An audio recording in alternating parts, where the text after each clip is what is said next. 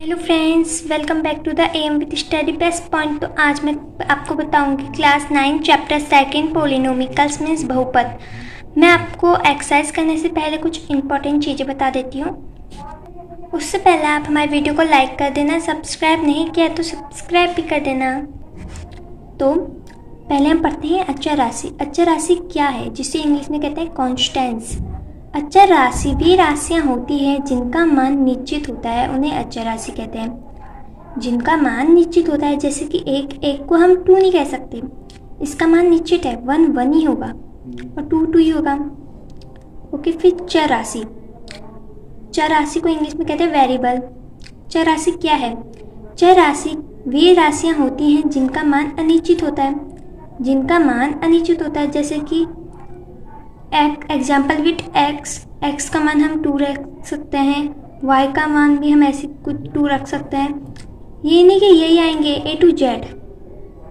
Okay, अब विजीय व्यंजन किसे कहते हैं? विजीय व्यंजन चर और अचर राशि को मिला के जो राशि बनती है, चर और अचर राशि को मिला के जो राशि बनती है उसको विजीय व्यंजन कहते हैं। एग्जाम्पल विथ जैसे कि 2x है, जो 2 है हमारा वो है अचर और जो x है हमारा चर, तो ये विजीय व्यंजन हुआ। ये भी हमारा विजीय व्यंजन हुआ। 3 हमारा क्या है? अचर और x हमारा चर है। क्या ये विजीय व्यंजन है? हाँ, ये विजीय व्यंजन है। क्यों? क्योंकि ये जो हमारा ये अचर है, ये चर है और ये अचर है, तो ये विजीय व्यंजन है। आई होप आपको समझ में आ रहा होगा। अगर बच्चा आपको समझ में नहीं आ रहा तो प्लीज़ आप कमेंट में बता देना, मैं आपको फिर अच्छे से बताऊंगी। अब पूर्ण संख्या को हम इंग्लिश में क्या कहते हैं? होल नंबर, जो 0 से अनंत तक होती है। क्या 1/2 जो फैक्टराइजेशन है, ये क्या होल नंबर है? ये होल नंबर नहीं है, क्योंकि हमने पढ़ा ही नहीं है कि होल नंबर ये होल नंबर होता है। पढ़ा है? नहीं पढ़ा है, तो ये एक होल नंबर नहीं है। तो अभी थोड़ा से हम ये हल कर देते हैं, आपको आ गए होंगे। तो हमें इसमें चर का मान निकालना है। ओके, तो जो 2x है, ये x है, तो इसके ऊपर 1 माना जाएगा। जिसके ऊपर कोई संख्या नहीं होती है, पावर नहीं होती है, तो उसमें 1 माना जाता है। क्या तो हमें इसमें क्या पता लगाना है? हमें चर में पावर देखनी है, घात तो, लेकिन हमें पता लगाना है क्या ये बहुपद है। हाँ, ये बहुपद है। ये बहुपद है। क्या ये बहुपद है? जो इसकी पावर है ये तो होल नंबर है, तो ये बहुपद है। हमें कैसे पता लगता है? इनकी पावर से। तो ये इसकी पावर 2 है। अब 2 एक पूर्ण संख्या है, तो ये बहुपद है। क्या फ्रेंड्स, ये बहुपद है? हाँ, ये तो इसका मान तो 2 है पावर, बट इसके आगे भी एक चर राशि है, लेकिन ये जो x है इसकी पावर कुछ नहीं है, तो इसका 1/2 माना जाता है, अंडर रूट की पावर। जैसे कि मान लो x√2, ये एक पूर्ण संख्या नहीं है, तो ये भी बहुपद नहीं है, लेकिन बीजीय व्यंजन है। ये बीजीय व्यंजन है। क्यों? क्योंकि ये एक चर राशि है और ये अचर, और ये भी चर, तो ये एक बीजीय व्यंजन है। अब हम पढ़ लेते हैं टाइप्स ऑफ पोलिनोमिकल्स, बहुपद के प्रकार।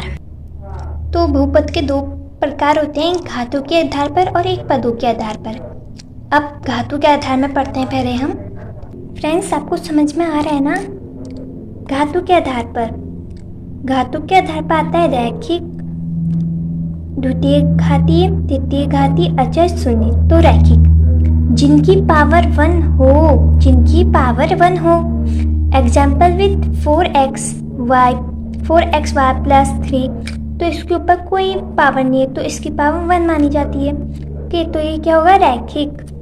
अब द्वितीय घातीय में क्या होगा? जिसकी पावर 2 हो, इसकी पावर 2 है ना, तो ये क्या होगा? द्वितीय घातीय बहुपद।